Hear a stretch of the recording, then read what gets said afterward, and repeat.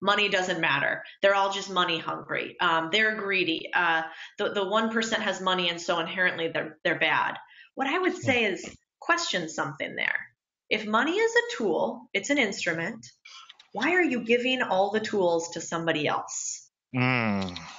Why? Why people who are inherently going to do things like destructive things, like evil things, why should they have the tool while you're sitting there with your hands trying to build and they have a jackhammer and, a backhoe and a billion different tools to utilize? Isn't it better that you have the power and the financial freedom? And so, I think if we asked ourselves that question and we didn't think about money like to buy our next, I don't know, fast car or big house, but instead it's a tool that I can then utilize to build whatever I want in life, I think big things would happen. Wow, that's something to really ponder too.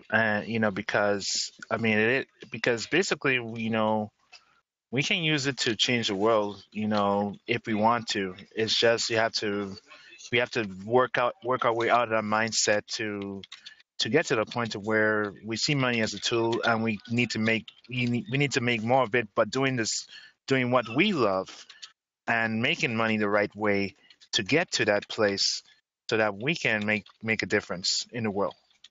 For sure. I mean, one of my favorite mentors in the business, Nellie Galan, she was the first female president of a major television network, Telemundo. She always says, and she says to me too, go and make money before you start a nonprofit. You can Ooh. make money first and then give it away later. But starting with a nonprofit, which this is very controversial, so there would be a lot of people that will disagree with me wholeheartedly on this, and I'm friends with many of them. But my belief is that in order for it to be sustainable, for it to continue through time, it has to be profitable. Because if it's not profitable, you're requiring somebody else to be your sustainability because you need donors, right? Everything needs money to Mm-hmm. continue forward. So I would say go and build a for-profit that in and of itself makes money, and then whatever you do with that money is up to you. But creating a charity, you're inherently reliant upon somebody else. Why don't you build a for-profit company that does some pretty incredible things? It's a little bit controversial, but I can't disagree with its truth. No, I mean, no. Can you go in depth about that though? Because I think really, we might need to understand this more. Sure. So, I mean, here's a couple examples. I'm in a lot of emerging markets. That's where my investment business is focused upon. So I'm in Chile and Mexico and Colombia and Peru. And because of that, I'm also in countries and around countries and with uh, citizens from countries like Venezuela, Argentina, Cuba. And in those countries, there's a common thread. And that common thread is socialism, communism, whatever you want to call it, in stark comparison to a Chile, which is capitalistic, Mm-hmm. which relies on commerce. And so when I tell people right now that I'm a capitalist, I cannot tell you the negative comments I get back. I mean, I might as well say that I don't like, I go around kicking dogs, and I love dogs, so I never kick a dog. But people have this idea that to be capitalistic, to be commerce oriented, you are a greedy individual. And in reality, what being in emerging markets has shown me is that people who say they're going to give it all away and who are in it for the people, and it's all about others, and of course it's not sustainable because we're just going to give it away, but people who say that, they create Argentinas and Cubas and Venezuelas. Mm-hmm.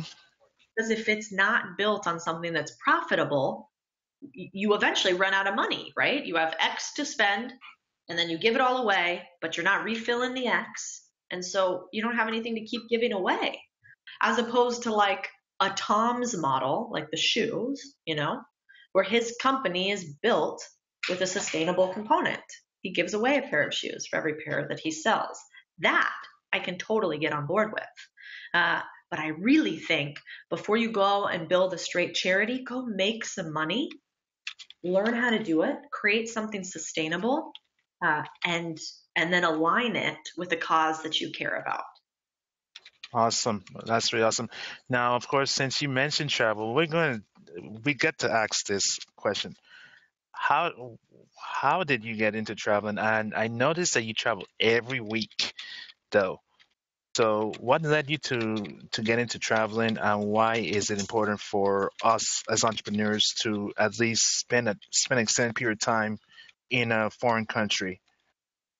Sure. Well, how did I get into it? I suppose as a journalist, the fact that I spoke Spanish really was the trigger. And I talk a lot about finding your unique niche, your diversity, your otherness, that thing that you kind of have that's different from everybody else's, and that's marketable, and leveraging it.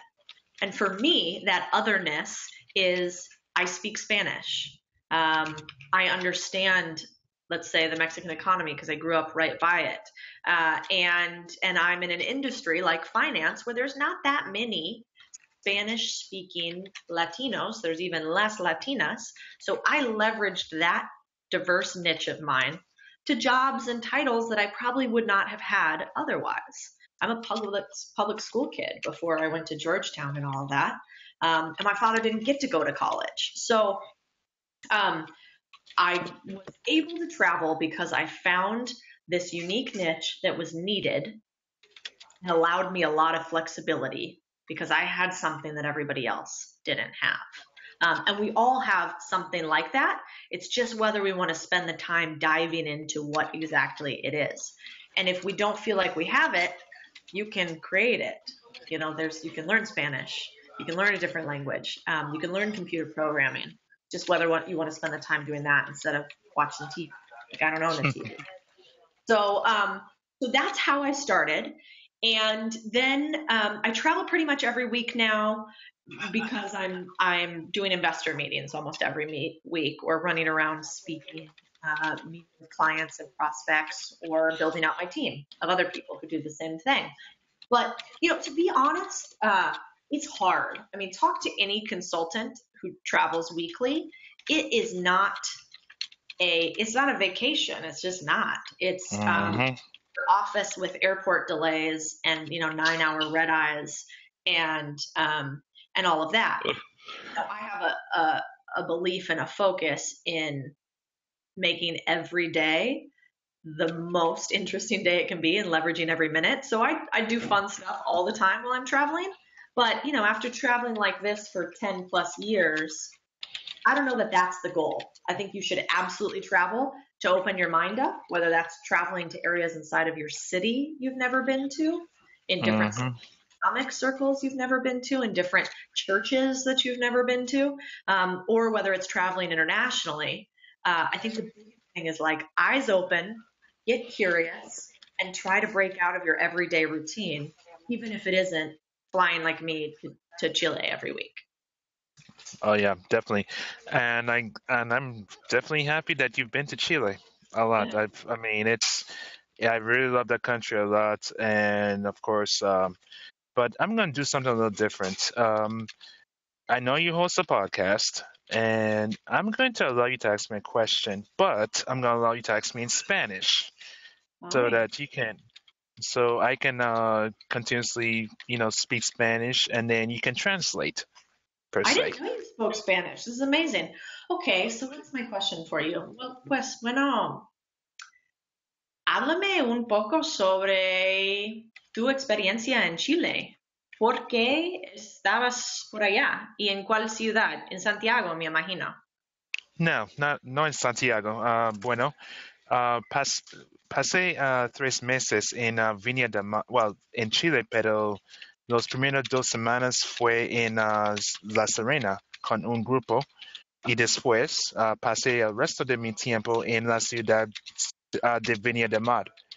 Y, Bueno, pa- y pasé y la razón por qué es porque yo después de graduarme de universidad, you know, ah, yo, yo conseguí una, una práctica de marketing, pero la coordinadora me dijo que necesita ah, mejorar mi español, aunque yo gradué con una licenciatura de español. Entonces, pasé un mes en la Universidad de Viña del Mar y después ah, hice una práctica allá. Y me encanta ese país de Chile porque en ah, más años atrás yo tengo una canal de Chile, TV Chile, y entonces yo crecía con ese país también y me encanta ese país. Ay, me encanta. Qué rico la historia. Um, well, and like, I just want to say something really quickly for people who are listening not speaking Spanish. I just got to tell you, I love that you threw that Spanish out there. You were like, "Listen, we're gonna do this. I don't even care. This is happening." And like, if I could do one thing different in my life, it would be care less about what other people think earlier on and put myself out of my comfort zone as often as is humanly possible, and sometimes even when it's not. And I think you just did that. So I thought that was awesome. Thank you. Now, you want to translate to what I just told the audience? Yeah, so he basically said that he lived in Viña del Mar in Chile, not Santiago, which is I asked him what his story was. Why did he go to Chile? Because I didn't know that. And he said he went there and wasn't in Santiago, but was in Viña del Mar for 3 months with sort of a focus on perfecting Spanish, getting better at Spanish. And it was part of the University of Viña del Mar for a marketing focus, no? Yeah, yeah, basically that there. And I mean, it was really cool to have been there. I lived with a host family. I actually, basically, this might sound crazy, but I kind of this quote unquote had an epiphany there of what my destiny was per se.